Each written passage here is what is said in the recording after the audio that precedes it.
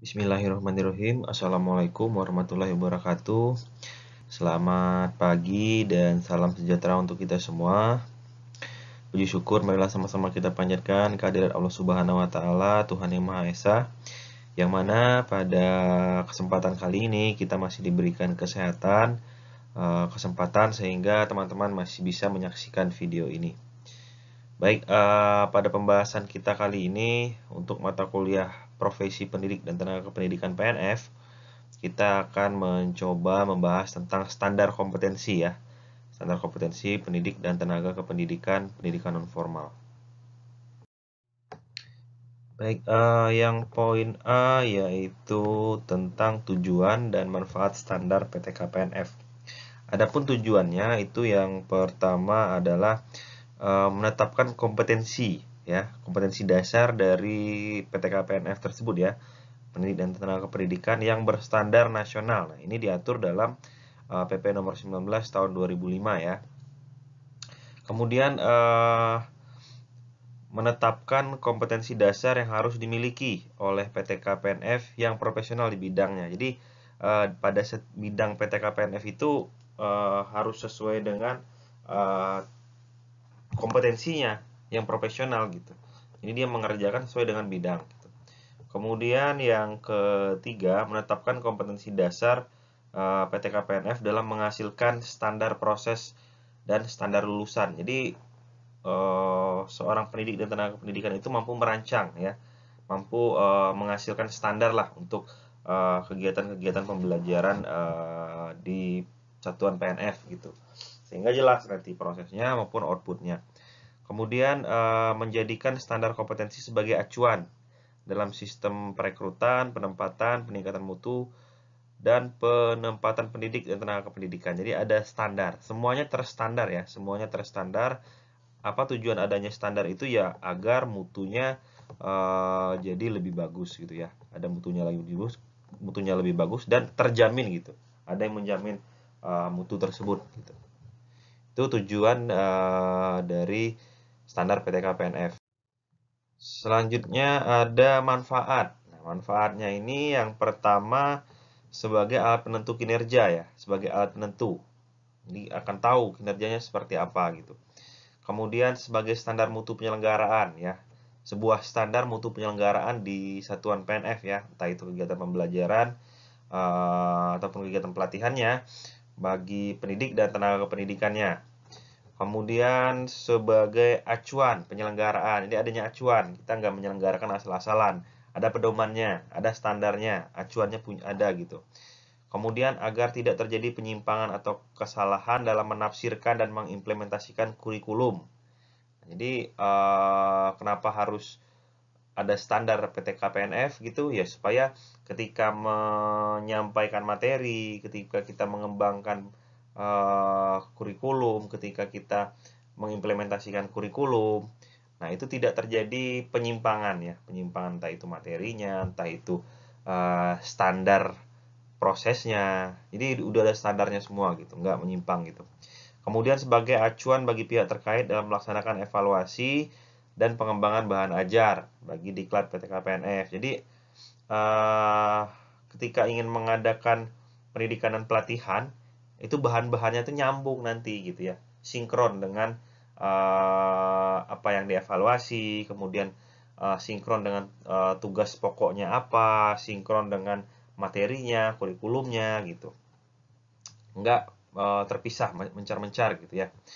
Kemudian sebagai acuan pelaksanaan uji kompetensi. Jadi di satuan PNF itu kan ada namanya uji kompetensinya nanti ya, terutama di pelatihan ya, pelatihan kursus dan pelatihan. Jadi ada acuannya gitu ya, ketika kita melakukan uji kompetensi gitu ya. Kalau misalnya di kursus itu ada level-levelnya ya, uji kompetensi untuk mahir 1 misalnya kalau menjahit dan sebagainya gitu. Ini ada acuan dalam pelaksanaan uji kompetensinya nanti gitu. Oke, selanjutnya yang B yaitu ruang lingkup ya. Nah, yang termasuk dalam ruang lingkup penataan kompetensi dasar PTK PNF ada dua ya, ada dua Yang pertama itu tenaga kependidikan dan yang kedua adalah pendidiknya ya, tenaga kependidikan dan pendidiknya. Nah, di pertemuan-pertemuan sebelumnya kita sudah membahas perbedaan tenaga kependidikan dan pendidik ya. Nah, yang termasuk dalam tenaga kependidikan itu antara lain penilik ya, penilik PNF di dinas pendidikan ya, dinas pendidikan kabupaten kota maupun provinsi. Kemudian pengelola program pada satuan PNF, ini pengelolanya, pengelola program. Sedangkan yang pendidik PNF itu ada pamong belajar ya, yang ada di SPNF SKB maupun BP PAUD dan Dikmas atau PP PAUD Dikmas ya. Itu ada pamong belajarnya. Kemudian pendidik PAUD ya.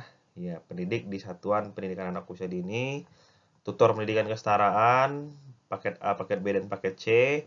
Kemudian tutor KF, kesetaraan fungsional dan instruktur kursus gitu. Jadi masing-masing satuan PNF itu sebenarnya ada namanya ya. Nama kalau di formal itu gurunya gitu ya. Cuman nanti deskripsinya itu sudah kita jelaskan di pertemuan sebelumnya. Kalau di PAUD itu pendidik, kalau di pendidikan kesetaraan itu tutor, di kesetaraan juga tutor, di kursus itu instruktur. Oke, kemudian yang poin C itu adalah standar kompetensi pendidik dan tenaga kependidikan pendidikan non formal. Standar ini sebenarnya diatur dalam PP nomor 19 tahun 2005 tentang standar kompetensi pendidikan ya, yang mana ada beberapa komponen ya. Yang pertama itu adalah komponen pedagogik, ya, dalam hal ini andragogi juga ya, karena kaitannya di pendidikan non formal itu ada pembelajaran orang dewasa gitu. Merupakan kompetensi yang berkenaan dengan pemahaman terhadap warga belajar dan pengelolaan pembelajaran yang mendidik dan dialogis ya, dialogis gitu, mendidik dan dialogis. Kemampuan ini mencakup kemampuan memahami warga belajar, merancang dan melaksanakan pembelajaran, kemudian memahami kurikulum, kemampuan dalam mengevaluasi hasil belajar, dan pengembangan warga belajar untuk mengaktualisasi berbagai potensi yang dimiliki. Jadi itu merupakan komponen pedagogik ya, komponen pedagogik di standar pendidikan untuk PTK PNF gitu ya, standar kompetensinya seperti itu. Dia ada kemampuan memahami, kemudian merancang dan melaksanakan pembelajaran, memahami kurikulum ya, kurikulumnya dipahami arahnya seperti apa, pembelajarannya apakah dengan modul atau seperti apa, itu perlu dipahami, kemudian melakukan evaluasi hasil belajarnya. Kemudian yang poin E ini juga penting, pengembangan warga belajar mengaktualisasikan potensinya ya, karena warga belajar di pendidikan non formal ini kan apa ya, sangat heterogen ya, dengan latar belakang, dengan permasalahan, dengan keterbatasan, dengan keunggulan masing-masing gitu. Nah, itu harus mampu diasah potensi-potensi yang mereka miliki gitu. Harus mampu diaktualisasikan gitu ya. Mungkin ada yang sudah bekerja, ada yang sebagai petani, ada yang buruh dan sebagainya. Nah, kompetensi-kompetensi itu, kemampuan-kemampuan dari warga belajar itu memang perlu diasah, perlu kita masukkan atau perlu kita elaborasi dalam kegiatan pembelajaran sehingga mereka bisa mengembangkan potensi yang mereka miliki gitu. Nah, itu kompetensi yang harus dimiliki oleh PTK PNF untuk komponen pedagogik ya. Kemudian yang kedua ada kompetensi kepribadian. Kalau pertama tadi kompetensi pedagogik, yang kedua kompetensi kepribadian. Kompetensi kepribadian merupakan kemampuan personal yang mencerminkan kepribadian yang mantap, stabil, dewasa, arif, dan berwibawa, menjadi teladan bagi warga belajar dan berakhlak mulia. Itu kompetensi kepribadian ya yang diharapkan dimiliki oleh PTK PNF. Kemudian yang ketiga adalah komponen sosial. Kalau sosial ini berkaitan dengan pola komunikasi, berkaitan dengan interaksi ya di masyarakat ya. Kompetensi sosial berkenaan dengan kemampuan pendidik sebagai bagian dari masyarakat untuk berkomunikasi dan bergaul secara efektif dengan warga belajar, sesama pendidik, tenaga kependidikan, orang tua atau wali peserta didik atau warga belajar dan masyarakat sekitar. Artinya seorang PTK PNF ya, pendidik tenaga kependidikan PNF itu harus memiliki komponen sosial ya, memiliki kompetensi pada komponen sosial. Ya, harus pandai-pandai bergaul, harus bisa menyemangati peserta didiknya, harus bisa menjadi teladan, harus bisa bersosialisasi di masyarakat, harus bisa merancang pembelajaran yang sistemik sehingga melibatkan peserta didik dalam kegiatan-kegiatan di masyarakat gitu. Nah, itu kompetensi sosial yang harus dimiliki oleh seorang pendidik dan tenaga pendidikan PNF gitu. Kemudian standar yang keempat yaitu standar PTK-PNF yang keempat yaitu tentang komponen profesionalnya ya.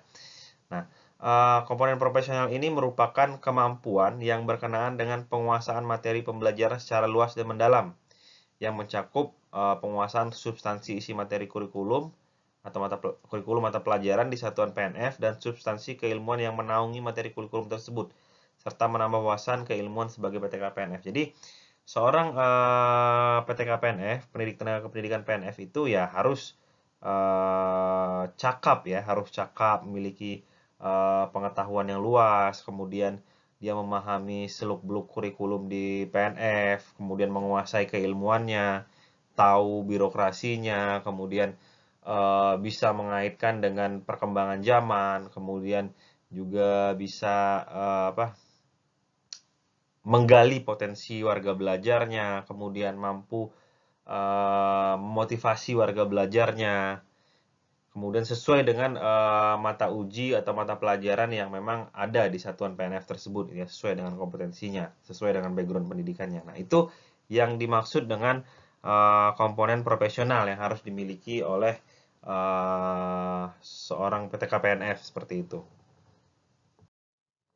Oke, kalau ini boleh digambarkan ya, kira-kira seperti ini lingkup standar kompetensinya gitu ya.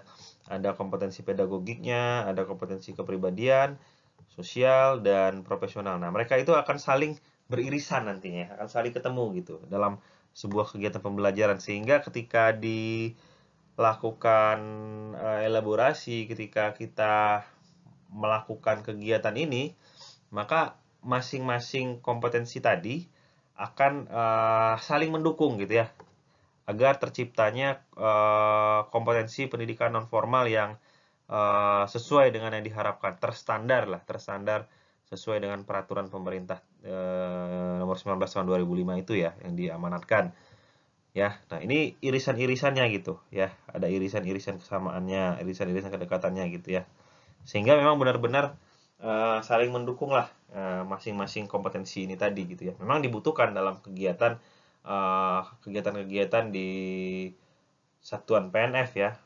Ini yang harus dipahami apabila teman-teman nanti berprofesi sebagai pendidik maupun tenaga pendidikan di pendidikan non formal seperti itu. Baik, kalau tadi kan standar kompetensi PTK PNF dari PP nomor 19 ya 2005 ya. Terjemahannya seperti itu kira-kira. Nah, sekarang ada standar kompetensi menurut Danim ya. Danim tahun 2019 di halaman 51 dalam bukunya. Profesor Sudarwan Danim menyatakan bahwa ada standar kompetensi yang harus dimiliki oleh PTK PNF. Yang pertama, kompetensi pengelolaan pembelajaran, kemudian kompetensi wawasan pendidikan, kompetensi akademik ya, kompetensi akademik ini kompetensi ya. Akademik atau vokasional, kemudian kompetensi pengembangan profesi, seperti itu. Apa yang dimiliki oleh seorang PTK PNF ketika dia memiliki kompetensi pengelolaan pembelajaran? Dia mampu menyusun rencana pembelajaran, kemudian mampu melaksanakan pembelajaran dengan baik ya, kemudian mampu menilai prestasi belajar warga belajar, kemudian melaksanakan tindak lanjut atas hasil penilaian prestasi belajar tadi ya, prestasi belajar warga belajarnya. Nah, itu beberapa kompetensi pengelolaan pembelajaran yang harus dimiliki oleh PTK PNF. Kemudian kompetensi berikutnya yaitu kompetensi wawasan pendidikan ya. Nah, seorang PTK PNF harus memahami landasan kependidikan ya, memahami landasan kependidikan, memahami kebijakan pendidikan. Nah, ini penting nih, memahami kebijakan. Karena akan paham dengan perkembangan-perkembangan di dunia PNF gitu. Kemudian memahami perkembangan warga belajar ya, harus tahu juga nih seberapa jauh kemajuan yang didapat oleh warga belajar atau dampak dari proses pembelajaran terhadap warga belajar. Kemudian memahami pendekatan pembelajaran yang sesuai dengan materi pembelajaran. Nah, ini juga pendekatannya harus cocok dengan materinya. Karena apa ya? Agar warga belajar ketika mereka melakukan proses belajar mengajar ya, proses belajar mengajar itu akan lebih cepat untuk mereka paham gitu, atau akan lebih cepat untuk mereka aplikasikan gitu. Karena materinya nyambung dengan cara pendekatan pembelajarannya. Kemudian menerapkan kerjasama dalam pekerjaan, ya karena ini banyak warga belajar yang yang heterogen tadi ya, yang heterogen, maka harus mampu membuat suasana belajar, iklim belajar yang mampu bekerja sama dengan baik gitu ya, bekerja sama dengan baik. Kemudian memanfaatkan kemajuan iptek ya, ilmu dan pengetahuan dalam pendidikan. Artinya seorang PTK PNF juga harus menggunakan ilmu pengetahuan dan teknologi yang memang sesuai dengan kompetensi, sesuai dengan mata uji atau pelajarannya, dan sesuai dengan materi yang akan disampaikan gitu. Supaya kegiatan di PNF itu tidak terkesan jadul ya, harus mengikuti juga perkembangan iptek yang ada saat ini. Selanjutnya, yang ketiga, standar kompetensi PTK PNF yang harus dimiliki adalah kompetensi akademik ya, atau vokasional. Artinya seorang PTK PNF harus benar-benar menguasai keilmuannya. Ya, harus menguasai keilmuannya. Jangan sampai tidak menguasai gitu. Nah, ini yang masih sering terjadi ya di kita, bahwa penempatan satuan atau penempatan jabatan itu masih ada beberapa yang belum berdasarkan bidang keilmuan, sehingga lebih terkesan kurang profesional gitu. Harusnya ditempatkan sesuai dengan bidang keilmuannya gitu ya, supaya mereka bisa mengembangkan keilmuannya dengan baik. Kemudian keterampilan yang sesuai dengan mata pelajaran ya. Selain tadi keilmuan, dia juga menguasai itu mata pelajarannya atau mata ujinya, jadi dia menguasai gitu, benar-benar menguasai. Nah, kemudian yang keempat, kompetensi yang harus dimiliki yaitu kompetensi pengembangan profesi. Nah, seorang PTK PNF juga harus mampu mengembangkan kemampuannya atau mengembangkan profesinya ya. Biasanya kan itu sudah dipelajari ketika mereka kuliah dulu, ketika mereka mengikuti diklat, sehingga bisa mengembangkan kompetensinya ya, bisa membuat profesinya jadi lebih memiliki kompetensi, memiliki pengembangan lain selain dari belajar mengajar saja gitu ya. Ada kegiatan penelitian, penulisan buku, artikel ilmiah, karya ilmiah populer, karya fiksi, membuat alat peraga pembelajaran inovatif, dan lain-lain. Nah, itu kompetensi pengembangan profesi. Jadi dia mampu mengembangkan profesinya, ya, mampu mengembangkan kompetensinya yang dituangkan dalam berbagai bentuk kegiatan ilmiah, gitu ya. Nah, itu standar kompetensi PTK PNF yang memang idealnya harus dimiliki ya, menurut buku Danim tahun 2019 halaman 51. Baik, teman-teman mahasiswa, mungkin itu saja untuk materi kita pada kesempatan kali ini. Apabila ada yang ingin ditanyakan, silakan teman-teman kita diskusikan di forum WhatsApp group yang nanti akan kita coba bahas dari pertanyaan-pertanyaan teman-teman mahasiswa. Baik, mungkin itu saja yang dapat saya sampaikan. Lebih dan kurangnya mohon maaf.